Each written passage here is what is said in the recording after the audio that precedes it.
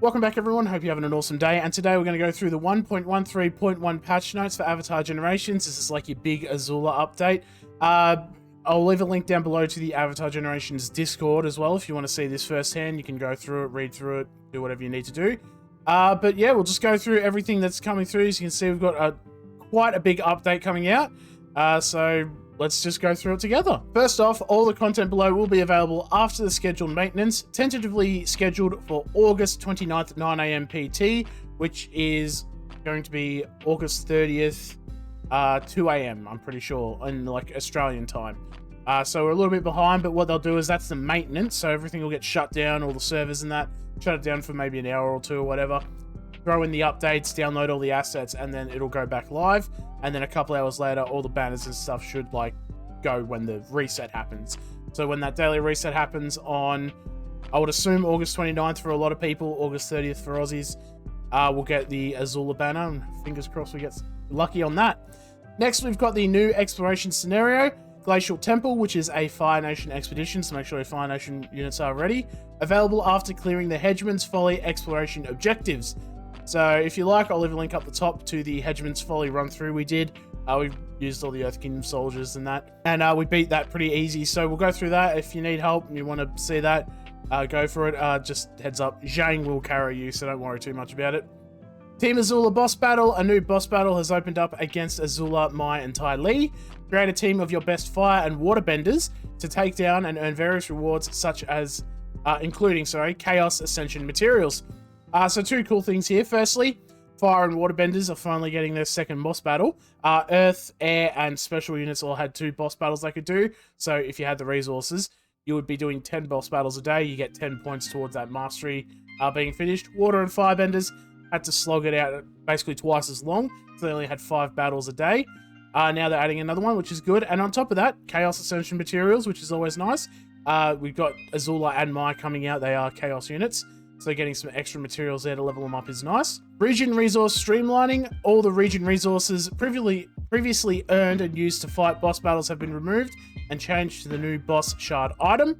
The cost for boss battles remain the same, and any currently owned resources will be exchanged 1-for-1 in the shop for the new boss shard item. And update to Amashu and other nodes that use removed resources as currency will now just require 1 boss shard. What does all this mean? Basically, all like your caribou furs, unagi fins, mountain apples, and earth crystals, they're all going to basically become redundant. You can trade them into the shop 1-for-1 for these boss shards, and then you use those shards for the boss battle. Honestly, I like it. Instead of having like 5 different resources, if they add Azula, they'd have to add another one for it. Instead of having 5 different resources, now it's just 1 universal. These are all your items. Go out and do boss battles with them. New summon banners, Peace Chaos banner. I wonder what that's going to be. I have no idea who that could be. No idea who that could be at all. But we do have a new banner coming out tomorrow, so that'll be interesting to see. New rewards available from the Tale of the Four Nations banner. We got the 5-star, a new one, the Statue of Ozai Relic. Reduced damage taken by 60% for the first 2 turns of battle. Alright, that's cool already. And increase the damage of the caster by 10%, up to 15%. So that must be as you get more copies, that'll go up 1%. The 3 turns for each royalty faction ally alive at the start of battle. Okay, that's interesting. Might be like, you know, I'm trying to think of who royalty is. We got Iroh, Azula, Zuko will be, Boomy, Yue. There's probably another one, but I can't think of it. But they're the 5 ones that I can think of. So that's interesting. Couple of royalty units. Is Janshu royalty? I forget now. Anyway, it doesn't matter. Loads of royalty there, so that'll be interesting. We've got Unagi support added. So that's your extra attack for your special units. Moonslayer Zhao and Moon Spirit Yue. That's nice. They added Avatar Aang and Dragon Dance Zuko to the banner a while back, so that's not too bad. And then you've got Genomite Ring, Warfan, and Fire Lord's Throne. All good, you know, decent-ish relics added to the Tales of the Four Nations. So your all-encompassing banner is going to get a little bit more juicy. New rewards available from the 5-star timeline banner. So this is your Kyoshi one. You get your timeline tokens. You can buy one of these for 1,500 in the event store there. Air Nomad Kelsang and Architect Janshu. So your Peace and Chaos units added into that timeline banner. So the good thing about it is it's a bit of a grind, but it's a guaranteed 5-star. and you're going to get either Avatar Kyoshi, Rangi, Yun, Kelsane, Janchu, and Tagaka. There's 6 units there. They're all, they're pretty good. So, always good getting that. New art set is available from the event quest and event shops. This is going to be like we had the, with the Ronin, the In Search of Strength event. We had the Ronin set. This is going to be the Team Azula one, the New Ozai event one. The Thunder set. Increase your crit rate by 10%, 25%, and then your 6th set is going to increase by 25%. Deal additional penetrating damage to all enemies whenever the caster lands a critical hit. So that'll be interesting to see, actually. I know everyone's been saying Parku, because Parku has a lot of crit synergy, but I do want to see, I don't know if it'd be really worth it, but throwing it on Janchu, doing extra damage to everyone, he always guarantees that crit. So that'll be interesting to see what this does with Janchu there, but, obviously when we get some, we'll have to test it out. Shop updates, 4-star mounted soldier mines. This is the one on your Komodo Rhino. Has been added to the summon shop. I would say it's not really worth it. Crit damage up is nice, but it's not something I would sit there and go, yes, you need to have this unit to be successful. If it goes on sale, grab a copy, sure, but I wouldn't spend 20 coins on this. Hero tuning updates. This is going to be updates to all of your characters here. Kyoshi Warrior Suki passive now removes debuffs from all Kyoshi Warrior and Team Avatar allies and grants them immunity for 1 turn when entering a counter stance. Will increase with skill levels to 3 turns. Okay, so a team-wide cleanse for Kyoshi Warrior Team Avatar. It's not too bad. And then immunity for 1, 2, or 3 turns, depending on how many copies you have. When you enter a counter stance, she goes into a counter stance pretty often, so it's not too bad there, giving everyone immunity. Moon Spirit UA, base speed stat increased from 106 to 114. Increase the chance of reviving 2 allies when the caster is defeated. That's very nice. I like that. I honestly think that if you have multiple copies of her, it should be a guaranteed chance, but that's just me. But increasing her base speed is nice. I think I'm running like a lifesteal set or something on her, so it doesn't really bother me that much, but speed is always nice on basically a pure support character. Bending Master Parku advanced skill damage increased from 1.4 to 1.5. That's interesting. So a 0.1 increase, which is a 10% buff, which isn't too bad. So that'll be interesting to see how much damage you can start doing, especially with this additional penetrating damage going as well. You got to take that into account. Wolf Cove Soccer, basic skill damage increased from 0.9 to 1.2. Okay, so a bit of a big increase on his basic there. I was using him in the arena the other day and he was not hitting very hard, so that'll be interesting to see. That being said, I don't build him for attack or anything, but even then I was just like, it should be hitting a little bit harder. Earth Kingdom Toph, passive now grants 50% max health to all Team Avatar allies on the team. Okay, so there's a lot of buffs it looks like coming to Team Avatar. That's interesting. 50% max health is a lot. So that'll be interesting to see, especially with like your Katara. She gets really tanky, adding 50% extra health. Ooh, ooh boy. Bending Master Katara offense advanced skill now also heals Team Avatar and Bending Master allies by 50% of their max health. Big heals, wow. Just on her advanced skill. Not even a mastery or anything, it looks like. So, big heals coming. That's nice. Avatar State Aang. Advanced skill now deals additional damage per elemental effect on self and removes each effect. I like that. It's good. So, if you're inflicted, you've got like a fire debuff, an earth debuff, and an air debuff. You remove all 3 of them, and then you do extra damage per effect that you remove. That's not too bad. And then Prisoner Tyro defense. This is the best one. Death save effect changed to the Endure buff. So the Endure buff, for those of you who are wondering, is, I know Avatar Aang has it. It's essentially a cheat death buff. So that'll be cool. It's basically just making it an ability he has. It is kind of a nerf because it's not just an ability that happens. He has a buff. So if you can dispel buffs, I would assume that would take that off, which is not going to be nice. But all in all, not too bad. Art set tuning. So this is going to upgrade your art set. Time set updated to now block turn bar and extra turn suppression effects. Ooh, that's nice. So if you have an ability that's like, and the enemy can't gain an extra turn, the time set's going to block that. You're going to still be able to do that. Relic tuning updates. Warfan Relic now no longer has a 3-turn cooldown. It was very long. I wonder if that's just removed it completely. So now it's just you have it every time you go into a stance.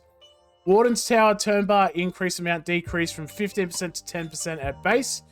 Per level scaling is reduced from 2% to 1%. So instead of it going from 15 to 25%, it's going to go from 10 to 15%. So about, roughly a 10% nerf on that. A bit off, but it is pretty strong in all fairness. So the turn bar will be interesting to see how that works out. I think it'll still be pretty good. Combat tuning, Moonlight Aura, increased damage dealt by water element allies from 35% to 50%. Big buff to water element allies there. And then Arena update, the PvP Battle Arena and music are updated to new Ozai. Alright, so instead of having the Earth Rumble background, we're now going to have the new Ozai stage. That'll be pretty cool. Combat bug fixes. Fix for Captain Kiwok and Last Airbender Aang being affected by positive state removal effects for their transformations. I've noticed when I was going against Aang's in Arena, I was knocking them out of Avatar state with Suki. So that doesn't really make a lot of sense, so I'm glad they're fixing that. Fix for Iron Encampment, ignoring resistance on buff and positive state removal. I don't really know what this means. I think it means it wasn't doing it, so now it is going to ignore the resistance, which is good. That's what it says it should do. I haven't actually used the Iron Encampment, so I wouldn't know. But I would assume that's what that means there. Koshi Warrior Suki, expulsion damage, sometimes not removing buffs from the enemy. It was a 75% anyway, I think, so I'd never really thought too much of it. But if it's not doing it properly, then I'm glad they're fixing it. Kyoshi Warrior Suki, stat boost staying when defeated. I don't really understand that. Unless maybe the stats must reset if you get revived by like UA or something. So maybe that's what it means. So then she would just have like crazy high accuracy and crit chance maybe. That's all I could think. Fix for Restrict, not properly reducing the defense stat. I haven't used Restrict in ages. I haven't used Yun or the is it Immobilizing Insect? It's one of the relics for Chaos units. I haven't used that in ages, so but it is meant to reduce their defense, so glad they're fixing that. And Prisoner Tyro applying invincibility at 1 health effect to all allies instead of just the caster. I have a couple more arena battles and then I will have had this problem, but they're going to be fixing it by the time I get there, so that's a little annoying, but makes sense. Invincibility is already pretty strong. Giving it to everyone is just not so. And then we've got some general bug fixes. Fixed issue where the reward UI for clearing arena lists will not show. So when you've beat your 4 units on your list, you wouldn't get shown, hey, you've got the extra coins for beating them, so good work. So they're fixing that. Translation problems, they're fixing that up. Fixed an issue where last week's stats in arena would not properly display. I don't really look at that, so okay. Fixed an issue with Kalsang not holding the glider correctly during the ultimate attack. Rest in peace, Superman Kalsang. You will be remembered. Fix an issue where players would encounter a connection issue when attempting to use many skip tickets without enough inventory space. I assume that means like if you had too many arts. Because I know that's a problem. If you have too many arts and you got to use a lot of skip tickets, it'll just cut you out. I think that's what that means there, so they're going to fix that. Fix an issue where the shop was interactable in the background when viewing pack details. I've never had that problem. I assume that means like when you click something and then it like opens up that little like mini screen, you can still scroll around maybe. That's all I could think. Fix an issue where team support was not correctly displaying level in arena. I have noticed it a couple times I've gone against people who don't even have support. So I don't know if that's just the people I'm going against or... but you do notice a big difference. And then fix an issue where the game could become unresponsive for trying to auto-assign no valid heroes multiple times. I don't know what that means. I don't use auto-assign, I just have set teams that I have, so I suppose good that they fixed it, but that's it. But what we will do is, while we're here, I bought some of these packs, right? And they do something, and I don't know what they do, so I thought, let's do them together. We've got these Make-A-Wish... Oh, well, I probably could have clicked this and it would tell me. Feather of Bravery. Grants immunity for 1 turn at start of battle. Well, we got 5 of them. Let's see what we get. We got some summon tickets, some Peace and Chaos tickets, which would be nice. And even a 5-star ticket, possibly. So let's go for it. Make-A-Wish. Let's make a wish and see what we get, eh? We got a lot of arts, it looks like. We got 10 summon tickets. 10 Peace and Chaos tickets, and 6 of these Relic brushes. Alrighty, and that's a speed one too. That's nice. Alrighty, well I'll have to level some of these up and see how they go. Immunity's not super useful, but you know I'll take it if it's there. So thank you all for watching. Hope you all enjoyed. That's the update there for you. If you like, we will be going live. Well then tomorrow. So tomorrow on Twitch, I'll leave a link down below for you. We'll be going live, and we'll I'll do like the update video, and then we'll go live and do some of the new Ozai battles. How about that? So if you like, catch you around. Make sure to like, comment, subscribe on the video, and be awesome. I'll see you in the next video. Oh, I didn't click the button. No.